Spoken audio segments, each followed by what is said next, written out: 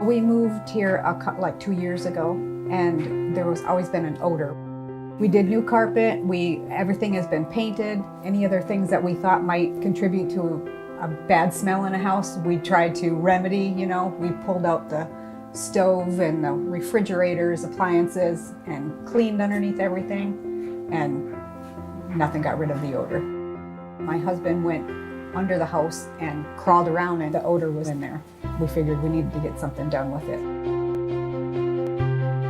The salesman was very informative, but wasn't pushy.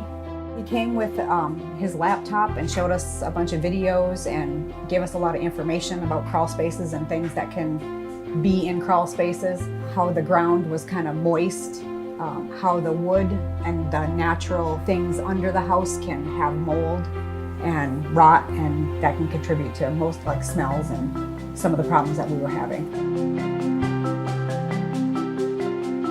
They arrived on time, they got all of their supplies and just went right to work. It was supposed to be about a 3-day process is what they allotted for, and they got it done in 1 day.